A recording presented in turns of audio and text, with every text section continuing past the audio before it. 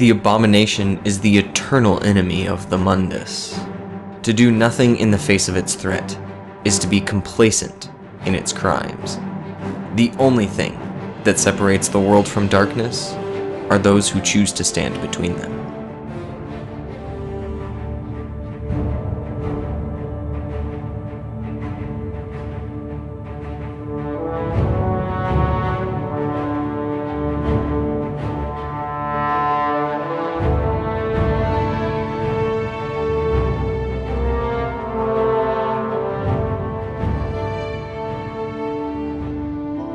His true name is unknown to all save for a few spinners. He cares not if one he gives differs from the last, as his form is sacred and unchanging. He is of, from, and for Valenwood. The last of an extinct clan, he grew up with a family, as many do. A curse set upon his half-brother compelled the red-headed Mer to venture off and discover a cure. His travels took him throughout Valenwood, then to Elsewhere and Blackmarsh. There he was taken in a ruse of a botched prisoner exchange. Finding himself the unwitting property of a furious Dunmer, he proved to be more trouble than he was worth. Unwilling to accept a loss, the slaver had the pesky Bosmer sent to Cyrodiil to fight in the arena for profit. Additionally, he was used in magical healing research that borderlined necromancy.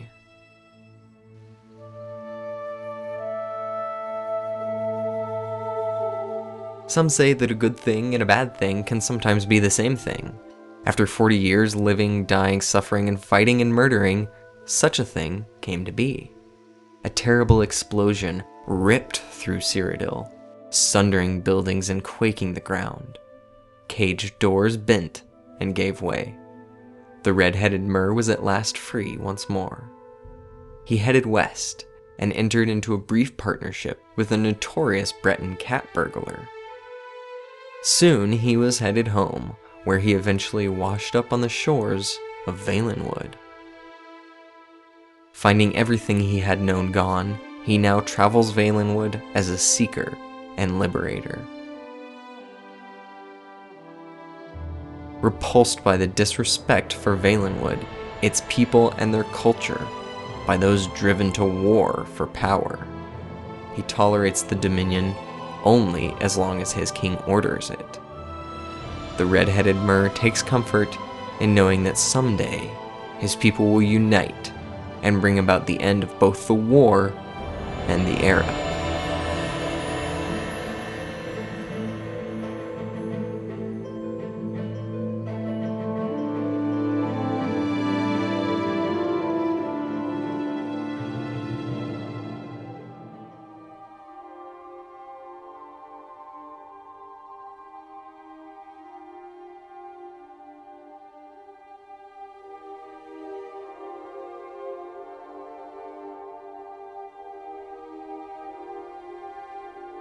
Dominator 046 writes, being alone on the cold streets of Windhelm, wary of the law for fear of being wanted in the hold of Eastmarch, Canute lived a hard life.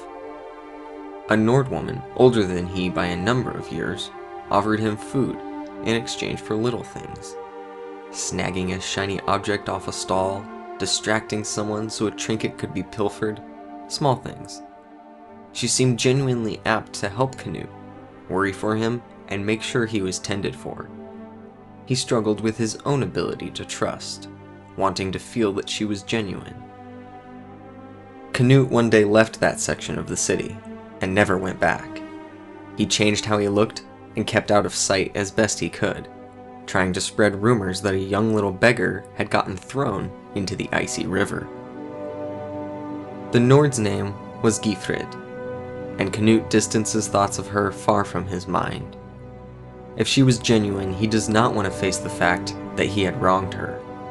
If she was not, he does not want to face the fact that he was right, and she was purely using him for some increasing gain all along. Inoka writes, the first Argonian Tavier met was a fellow slave under Tav's first owner. He was an old crusty Saxhleel who didn't speak a lick of the common tongue. Half blind, all spines ripped out at the root, and with scales the color of rotten pond muck, he was known simply as that ugly wretch by their Dunmerry lords. The old one had been there so long he sort of just bumbled around the property without much mind given to him. Tavier only spent a few months there before being resold, and most of that time he was under strict bindings and torture for his misbehavior. But thanks to that ugly wretch, he was snuck extra water and food. Despite the communication barrier, this relationship was the first seed planted that would grow into an eventual trust of the Argonians for Tavier, and an appreciation that such an abused people can still be so dignified. Tavier never saw the Saxhleel again after he was resold. 6 years have passed since then. The chances of them ever seeing each other again are slim, but not impossible. Garish writes, Hayden was Fixe's best friend when they were at the orphanage. I hope I pronounced that right. I don't think I did. They did everything together, from peeling potatoes to stealing carrots from the orphanage garden.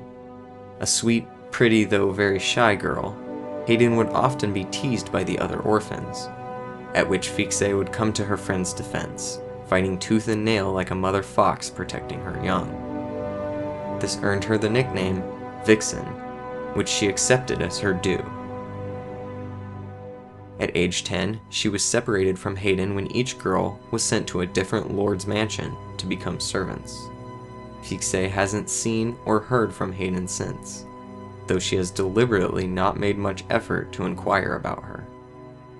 While it is possible that the two might meet again, Fixe would prefer not to, due to circumstances. And though she no longer thinks of Hayden every day, she has never forgotten her friend, and often misses the companionship, secrets, and jokes they shared together. You can see more answers in the link in the description.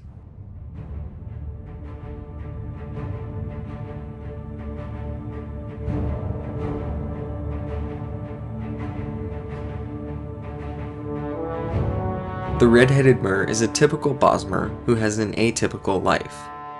He recognizes and appreciates the differing views of both Green Pact and Oathbreaker Bosmeri. He believes the Bosmeri form is sacred, and neither of these two opposing views makes one any lesser or greater than another. He cannot claim to be non-violent. Still, as with true Bosmeri, he prefers to handle conflicts with wit, competition, and trickery. He has been exposed to the cruelest and kindest aspects of those outside Valenwood. This has taught him to appreciate the beauty and treachery of Valenwood all the more. Just as Valenwood itself, he opens his arms to those who come to respect it, and defends it from those who do not. Do you consider your character a typical member of their race, or not? In what ways are they similar to their kinsmen? What sets them apart? Share your answer to the character exercise in the comments below. Keep role-playing. Peace.